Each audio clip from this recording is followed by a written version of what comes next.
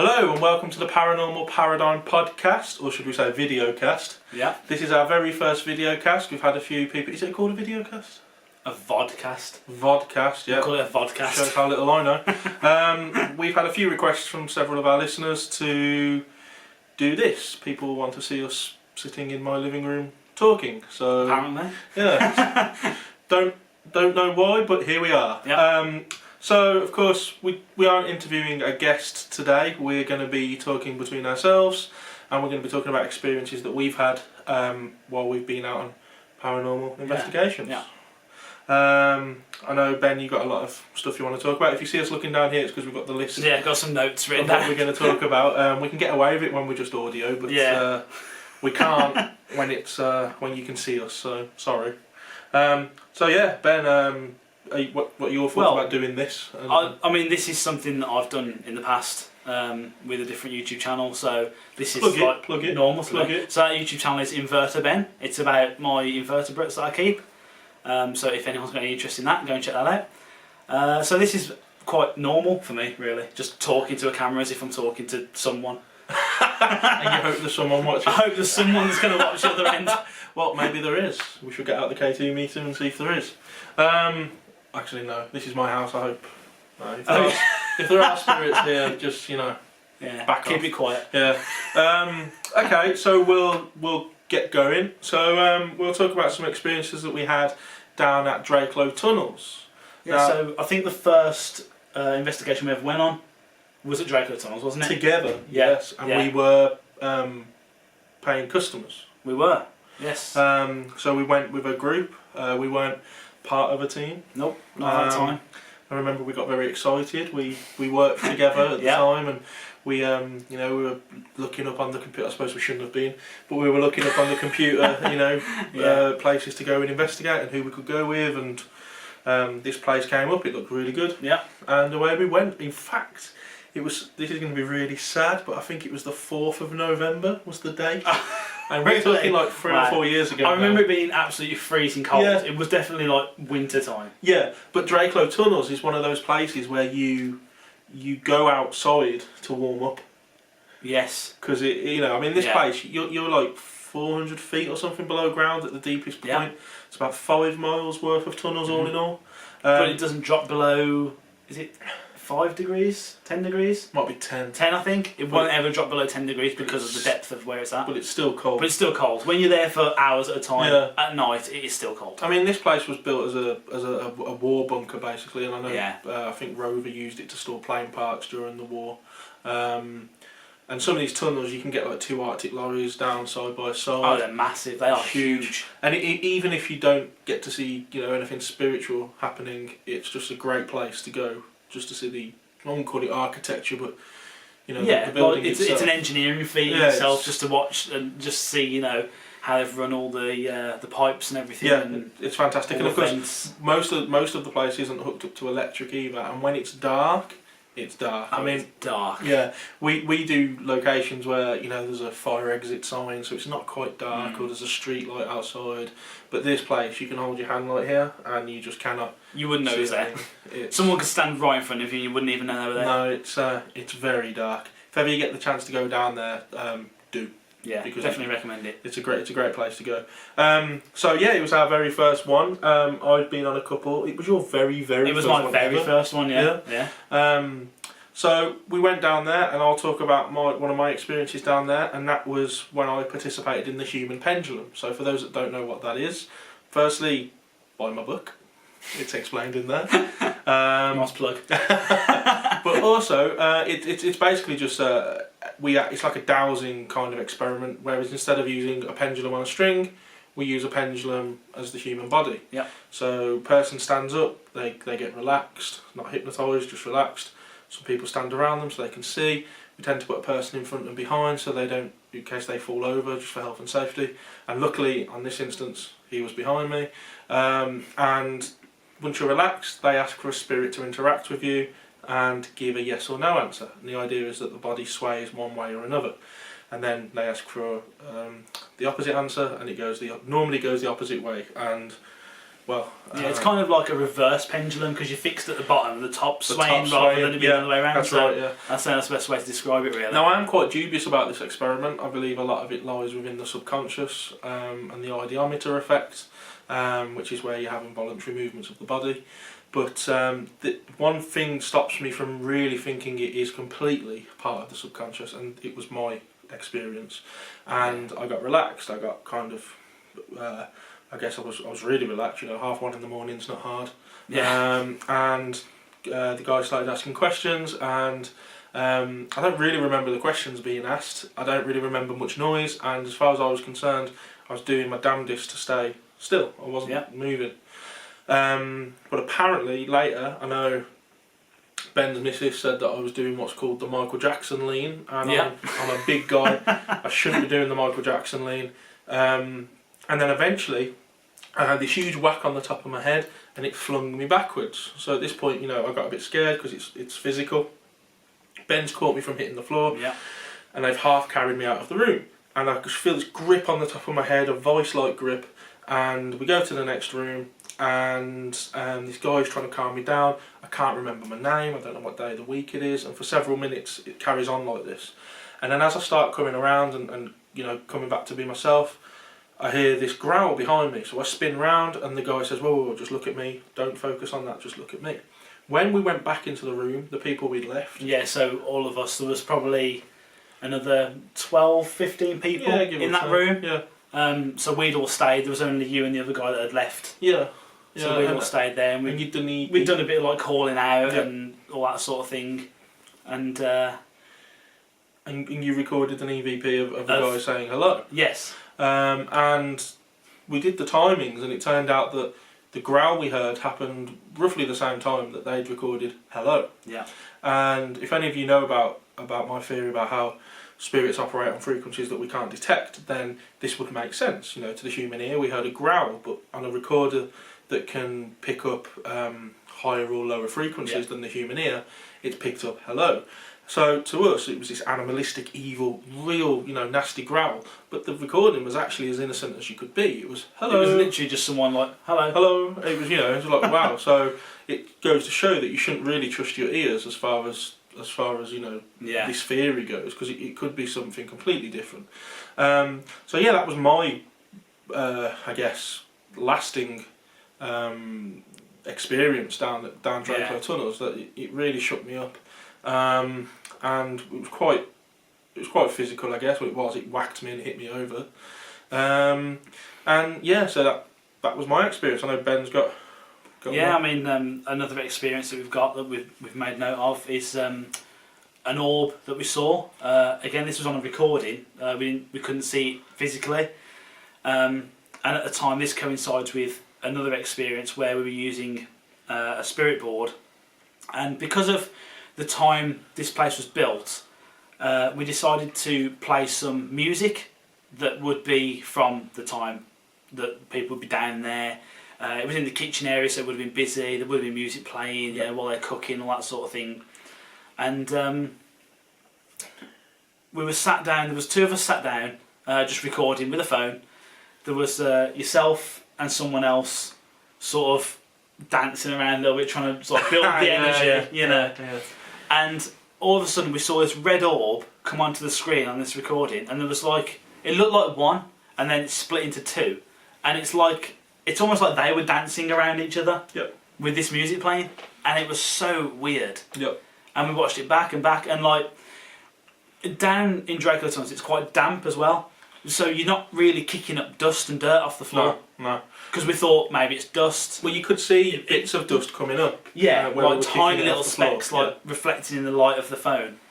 But that was completely different. It was bright red, and it came opposite towards. direction. It went round you. It went round, and then across the front. It literally moved around. Yeah, and you saw it while recording. I mean, we've actually got the video footage of this. So if anybody contacts us, I don't mind sending you this footage to show you what we're talking about. Yeah. But yeah, it was literally like there were two red orbs dancing and intertwined as they came round me. It was so weird and that was we were dancing to Vera Lynn, and that was shortly after we were doing a spirit board in the same area, which is always active in this area.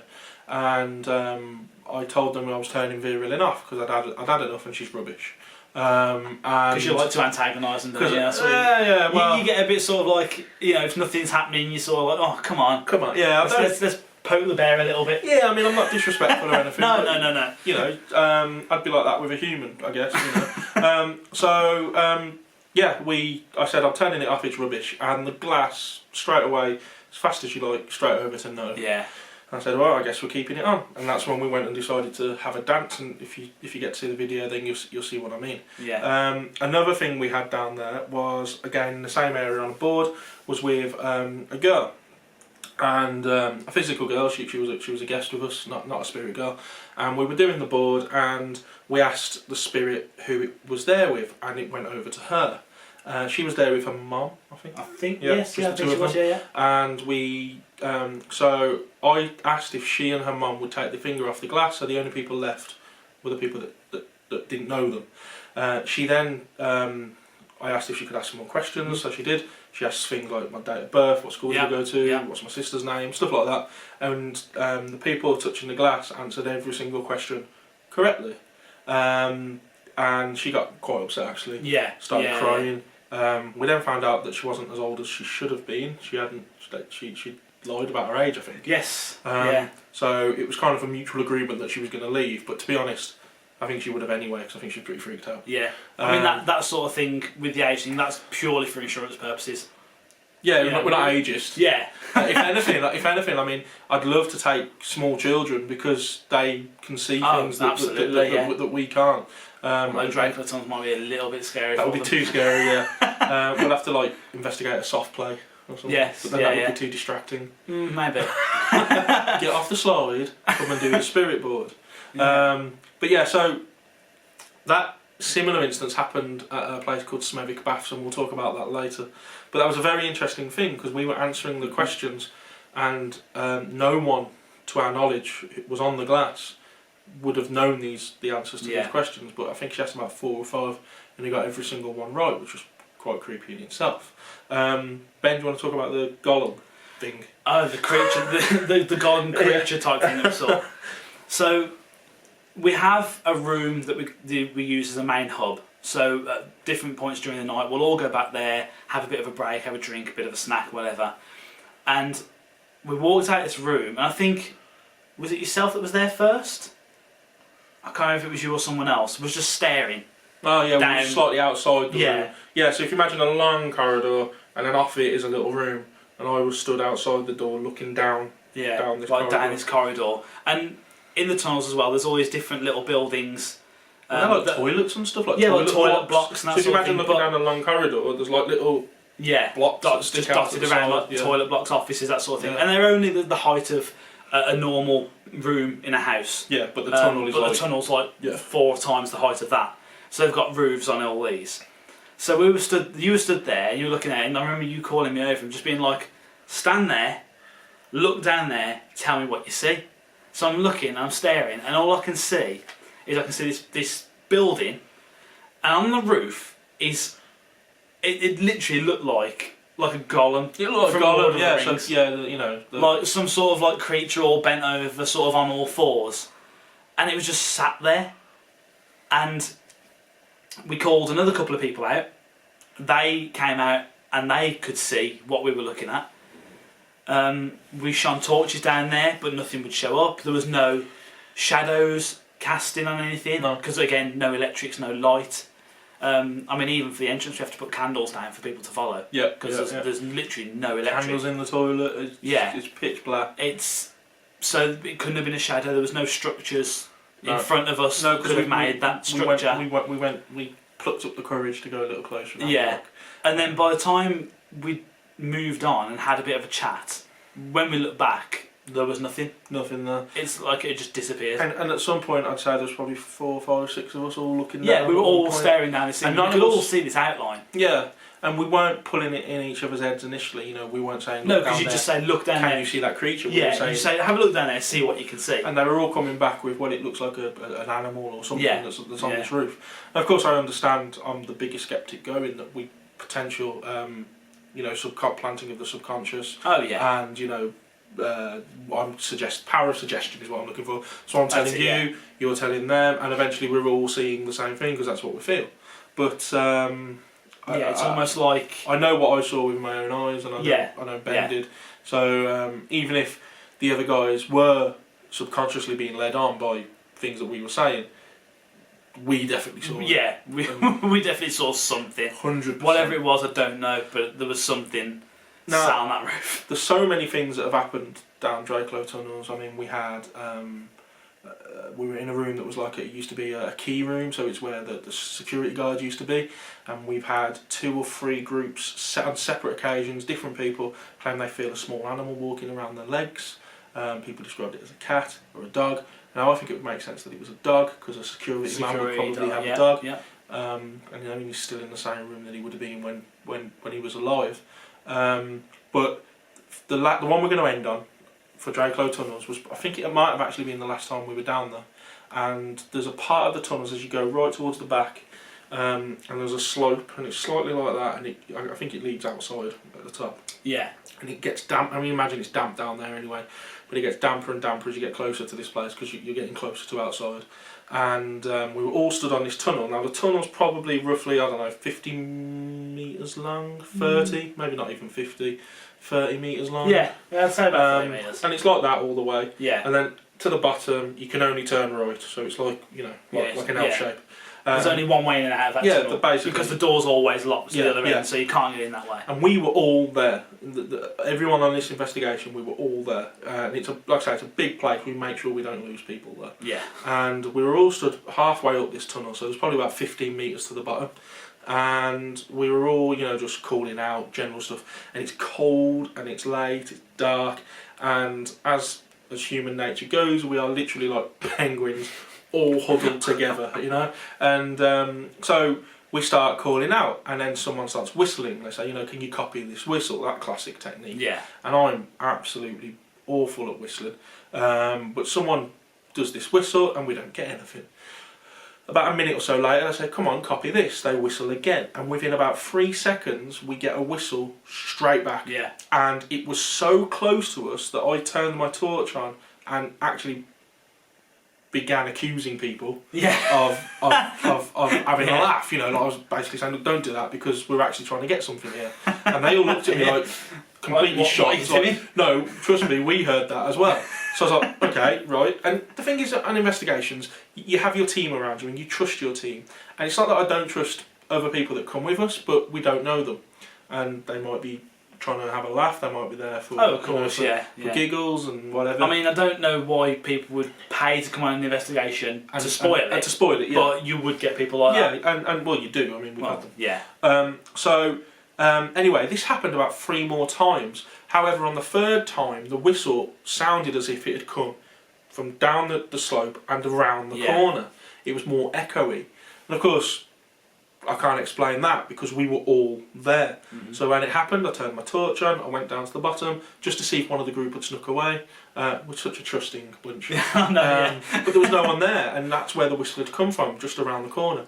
And we couldn't see where it was, and that was when we heard the first whistle. I've got to be honest, I was petrified, because although this is what we do and we do it for a reason, when you actually get, if any of you ever have, when you actually get something back, you're kind of like, whoa. Yeah, it takes you by surprise. Yeah, doesn't it? Yeah, because I know this again. It sounds quite, I guess, negative for what we do, but you don't expect to hear anything. I was going to say, we go on investigations not expecting to really get anything. Yeah. So when you do get something, you kind of like, whoa. Oh, okay. Yeah. That was weird. Yeah, and it puts you on the back foot, to be honest. Yeah. And like I say, I think we had it 3 times or so, and each time it answered us within 3 or 4 seconds. Yeah. And it was just a fascinating experience, to be honest. So that's Drakelow tunnels. So if anyone gets a chance to go down there, even if it's just to look around the tunnels, because I know they do tours and that sort of thing sometimes down there. And they sell out within definitely worth going. Yeah. So just follow Drakelow tunnels on Facebook, and when they're doing tours, walking tours, photography tours, they're turning it into a museum, I think. So you can always have a look and get on the tour. Like I say, they sell out in minutes. Right, so the next place. This is quite a famous place within the ghost hunting community, for those that have watched TV programmes and stuff like that.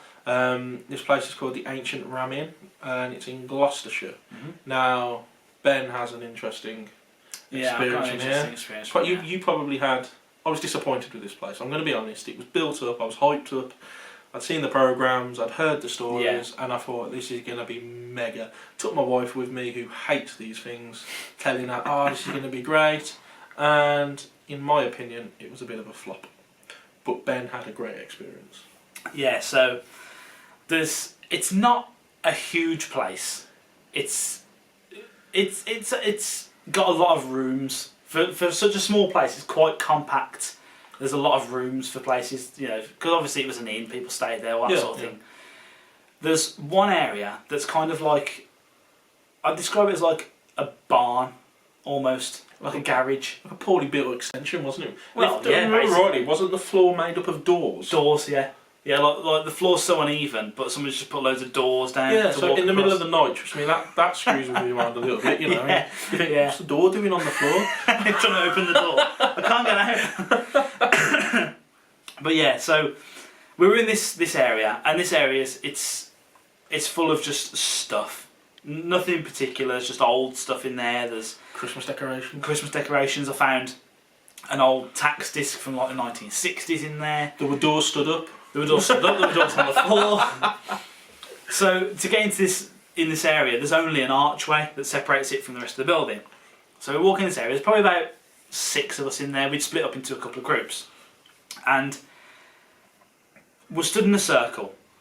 I've got our back to this archway that we walked through, and the thing with this place is it's next to the road. Now bear in mind this is sort of, I don't know, 2 o'clock in the morning, so there's not much traffic that goes past. It's in a little village. There isn't much traffic that goes through there anyway. But anytime a car comes past, you can see the lights go around the room because there's gaps in the walls and that sort of thing. And I remember all being stood there, doing a bit of calling out, and one of the crew that was stood on my left was looking past me back towards the archway, and all I heard them say was, "What is that?" Another member of the crew goes, "We don't want those in here." I'm like, "Oh no, what is behind me?" And I'm like, I want to turn around, but at the same time I don't want to turn around. So I'm just stood with my back to these, whatever they were.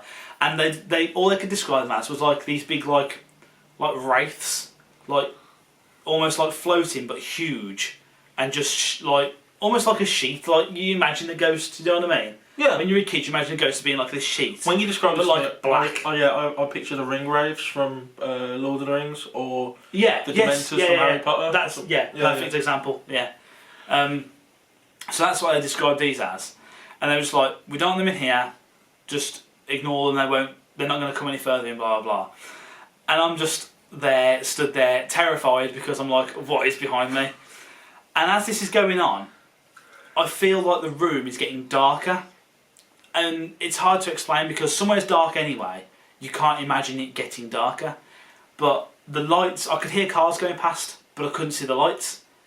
It's like they were all driving their lights off. And as this room is getting darker and darker, it almost goes pitch black for me. And I feel like a pain. I feel a shove in my back, which literally made me move forward. And then this pain in my spine.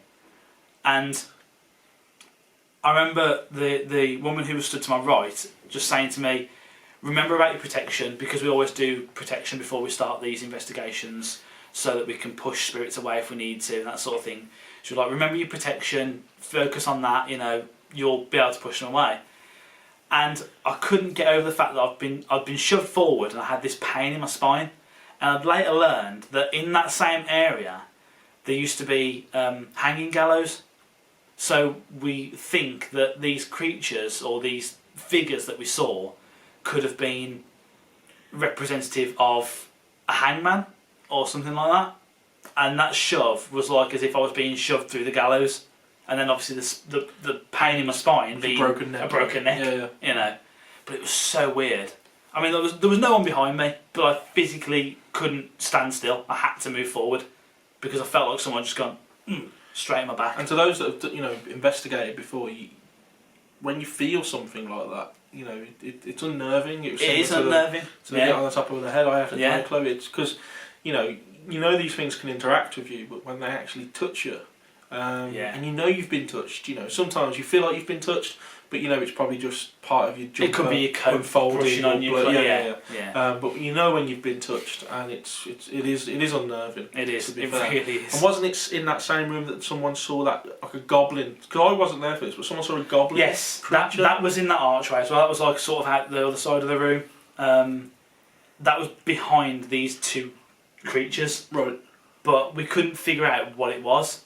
Now apparently, the reports from the RAM is there is some sort of like incubus there as well. Okay. So we weren't sure if it was something to do with that or if it was something else. But it was just so weird that we saw that, these hooded figures, Yep. and then me getting shoved forward like that. It just all sort of, like with the hanging thing and that sort of made sense. But this sort of creature again. Picture something like Dobby from Yeah. Harry Potter. But like more evil looking. Also, it was described to me creature. Anyway. The Creature's one the other that one. lives Yeah. with Sirius Black. Yeah. Creature. God, we're sad.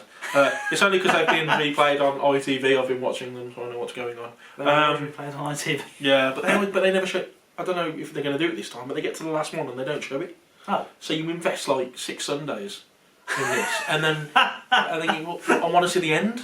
And, it's quite frustrating. Yeah. Just get the DVDs from upstairs, but it's not the point. No. I like watching adverts every 10 minutes.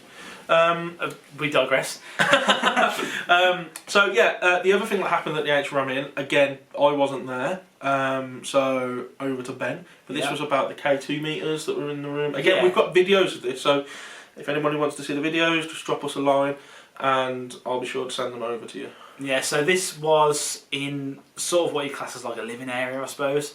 There was basically what are like church pews either side of a fireplace. So there's a fireplace like here, and then there's a pew there and a pew there, and then one sort of a couple of chairs at the end, a table in the middle. Only a small area again. And we're all sat there, we're getting a bit relaxed. Again, it's like, I don't know, midnight sort of time, 1 AM, something like that.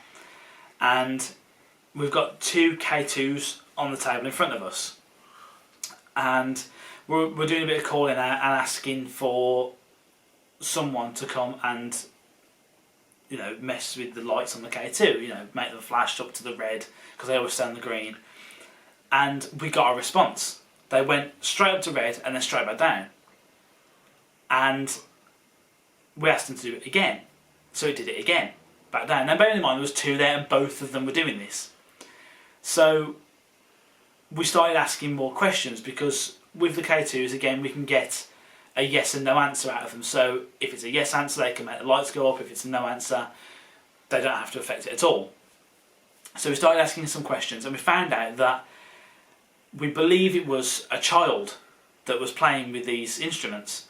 So what we did was we moved one onto a spare seat that was in between me and another chap, and we moved the other one to the other end of the table. So they were a good 6 feet apart from each other, probably a bit more to be fair. And we asked specifically to make the lights move on the K2 that was by the fireplace by me, and the lights went up and then back down, but the other one didn't. So then we asked them to move to the other one and make the other one flash, and then it happened. So something like that. I mean, K2s can be manipulated. They can be manipulated by electrics, by mobile phones, anything that emits some sort of microwave. Even if you're holding it, you can make them, like if it's dark and you're holding them with a button. Oh yeah, you can sort of make you can. For those that don't know, you can cheat a K2 meter because the on-off button, the big button in the middle, you can hold it between on and off, and if you just wiggle it a little bit, the lights go mad. So again, that's why we put them down. Whenever we use them, we put them down on the table or on the floor or whatever, so no one's touching it. If you're on an event and you see someone holding it and it's going mad, just have a look at their thumb and see what their thumb's doing. So again, we're a trusting bunch, but you can never be too sure. So if you're in the dark and you see this thumb wiggling around on this big button, chances are they're trying to fool you. I'll just say now, because we're recording this on my camera, it only records for half an hour at a time. So if someone's seen like a little jump in the edit, It's just because it stopped recording and we Yeah. had to restart it. Not paranormal. Yeah, it's not paranormal. There's no ghosts in this house. But yeah, I just thought I'd put that out there just in case anyone goes, oh, I jumped there. What's going on? Yeah, so you were talking, yeah.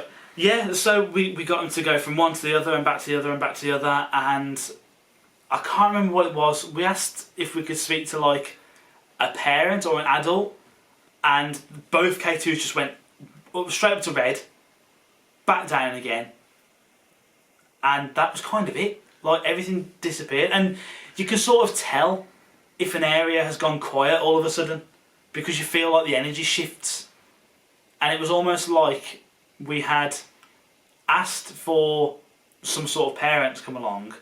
This child knew they shouldn't have been messing around and had run off. Oh yeah, run off, yeah. You know, it was so weird. This particular really area, was. we always do a sweep before we start investigating for several reasons.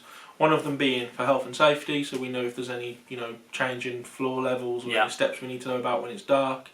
But also I always walk around with the meter just to see if there's any particular areas that are kicking it off, and then I have a look as to why. So is there a fuse box or some exposed wiring? I mean, even somewhere? something like if a building room has Wi-Fi, that will set it off. Set it off. So when I did this room, I didn't get much. I didn't get anything at all in terms of the K2.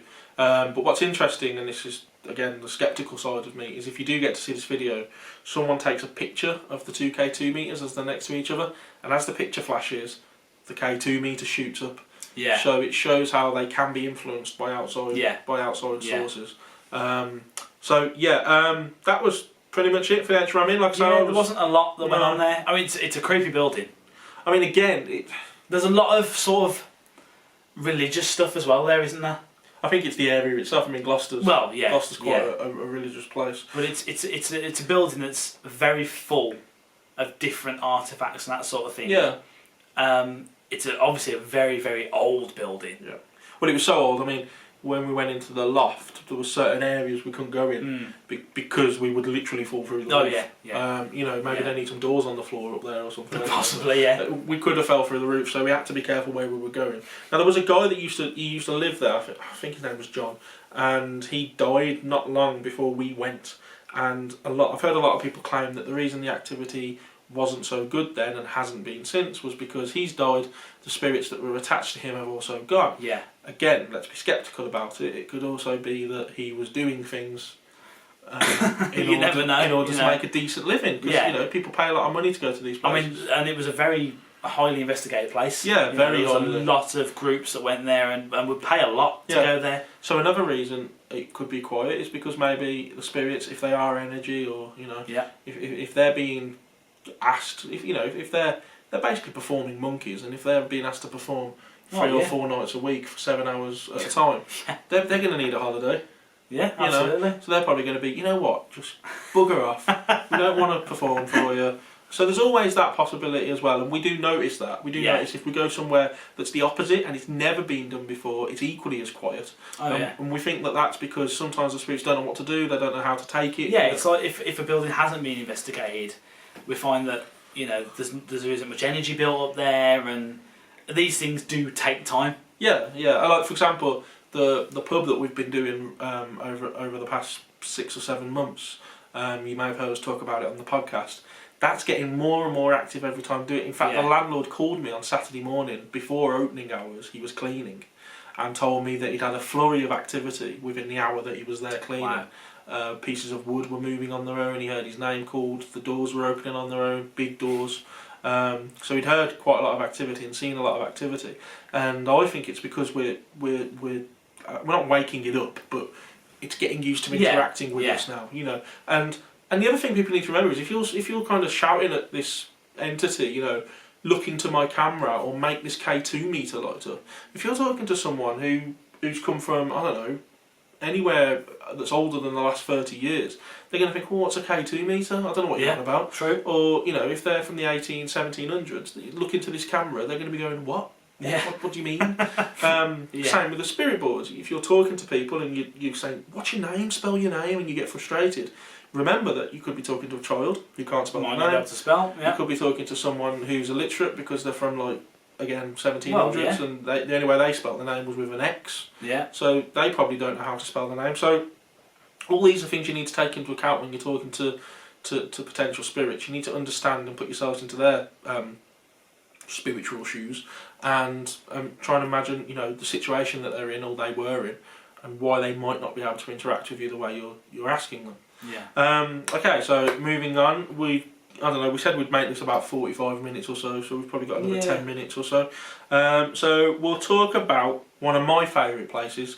Not a lot happened, but when it did, it was great. And that is Smethwick Swimming Baths. So anyone from the UK can probably tell by our accent that we're not far from Smethwick. It's one of our local swimming baths. Yep. Fully functioning baths. I mean, when we turned up, the staff were just leaving. You could still smell the chlorine. Fully functioning place. And at the time we didn't know, but it used to be used for bands. The Beatles have played there. There's a lot of bands that have played there in the past. Yeah, the Beatles have played there. Yeah, so in fact, I was talking... The Crays have got an association with that place. Yes, the Cray twins. Ronnie and Reggie Cray. I was talking to someone the other day who'd seen the Beatles there, actually. Oh, wow. Yeah, one of my talks. Wow. Again, like, fascinating stuff. Could you imagine seeing the Beatles in such a small place? In Smethwick. Right. Of all places. Bizarre. So anyway, we turned up there, wasn't expecting much because it's a functioning swimming bath. I mean, the building is old, but one thing I can speak for us both, one thing we've learned is that if it looks haunted, probably not. Yeah. If it doesn't look haunted, probably is. is. That's our mantra. So we turned up, set everything up, we had a few guests with us on the night, and we, as we always do, we split up. And we went into this, some of us went into this long corridor, and there was some rooms on the side, I think they were like staff rooms or something. And if you go down this corridor and take a left, it goes into a boiler room, but there's no other way out, so you have to come back out into the corridor and up it. And everyone was in this room. Me and one of our crew members, Les, we were walking up and down with a camera just calling out. And we heard a whistle, loud as you like, a tuneful whistle. So we heard it down the bottom of the corridor, so I ambled down to the bottom of the corridor to see what the whistle was, no one there, and realised that whatever it was couldn't have gone out without coming past us. Yeah. As I've turned round and got back around the corner so I can see Les and I'm signalling to him, don't know what that was, I get right in my ear a cough, as loud as you like, and I know this sounds weird, but it was feminine. It was like a female clearing her throat. And at that point I did run. And I ran to Les and said, did you hear that? And Les said, yep, definitely heard it. And we then found out that that area was where the artists would have their, I guess, I don't know, what did we used to have in a band, what's it called? Oh, like a green room? Yeah, like a backstage room, rehearsal room or whatever. Yeah. And that's where they would be. So the whistling and the clearing of the throat to me signified someone tuning up, someone getting ready with their vocals, and that's what we heard. So we decided to stick it there, and everyone came out of the rooms and they all drifted off, but one guy hung around. Don't know who he was, just a paying guest member.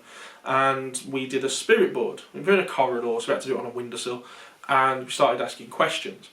The guy doing it with us said that he thought his dad was talking to us. So again, quite sceptical. So I asked if he could move his finger off the glass. So this was the story I mentioned earlier when we were talking about the Draco board. So we asked if he could move his finger off the glass. He did, but he continued to ask questions. So there's just me and Les left. Now we don't know this guy. And he asked about 8 or 9 questions. What street did I grow up on? What's mum's name? The name of my eldest son? How did you die? Etc, etc. And we got every single question right. Again, he got quite upset. We had to take him for a cup of tea and calm him down. But I can't explain that. No.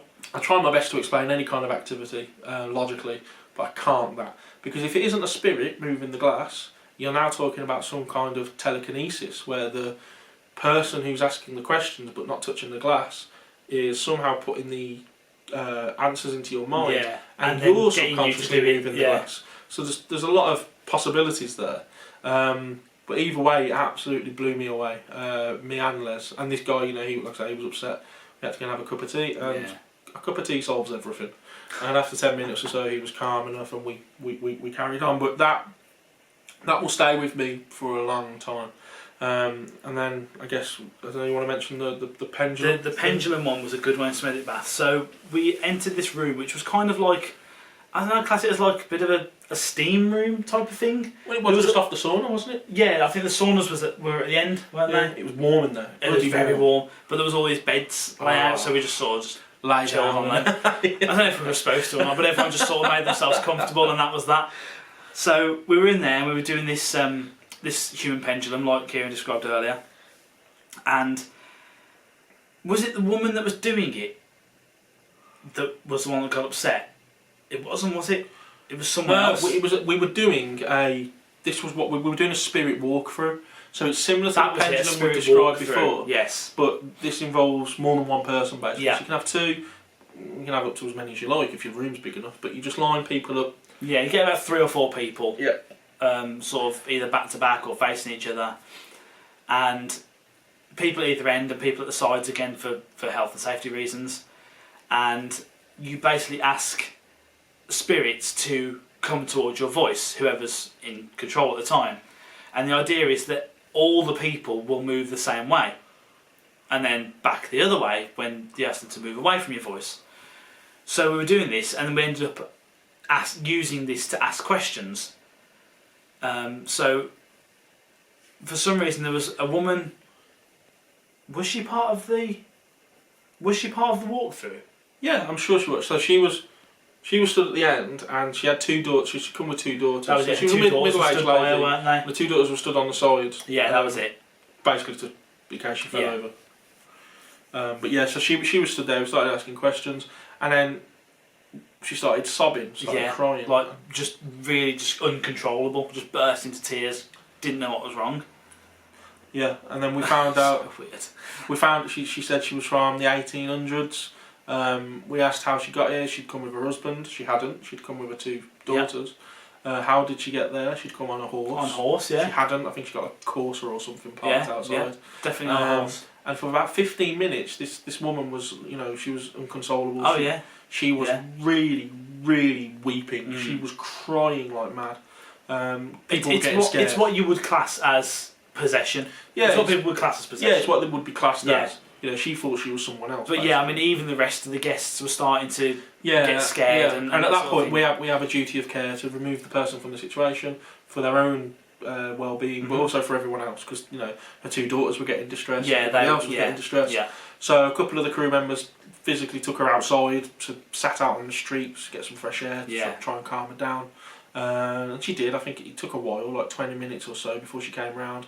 She was still insisting that she'd come on a horse with her husband, even though her 2 daughters were stood right by her. She eventually calmed down and she came back and we carried on the investigation. But yeah, it was just. I mean, that kind of blew my mind, because for someone to, even if it was someone making that stuff up, to put on that kind of show, basically, to be able to not stop crying, to be able to force yourself to cry in the first place is a tough task, and then to keep that up for that long, it's kind of like I can't imagine someone being able to do that. So that sort of thing, it comes down to the trusting again, Yeah, of course. And I always say that paranormal investigating it's a personal thing, and if you're feeling something, nobody can take that away from you. People might say that you're lying because they're not feeling it. They might call you a liar because they're not seeing it. But you know what you're seeing. And if you're not seeing it, but you're telling yourself you are, and you're lying to yourself, well, you've got to live with that, and you'll be lying in bed that night knowing that you've lied to yourself. But if you're actually seeing it, despite what anyone else is or isn't seeing, it doesn't matter. If you're seeing it, it's a personal experience, and that's what makes it such an interesting subject. I think that was it really for Smurry. I think that's a pretty good place to wrap this up as well. Yeah, I mean, we're probably sitting at around where we're doing about 45 minutes now. We have got more that we wrote down, but we'll do a part 2. I was going to say we could always do another one at some point. Why not? In a few episodes we'll do a part 2. So hopefully you've enjoyed that and enjoyed looking at our ugly mugs. And if you're still listening to this on a normal podcast, then, thanks for listening. Thanks for listening, and lucky you don't have to look at our ugly mugs. But do go over to our YouTube channel and you'll be able to see us sat in my living room and talking. just talking just away. Talking. Such a strange hobby. So yeah, as always, thank you very much to you guys for listening, for watching, and we hope to talk to you soon. Yeah, we'll talk to everyone soon. Cheers. Bye-bye. Bye.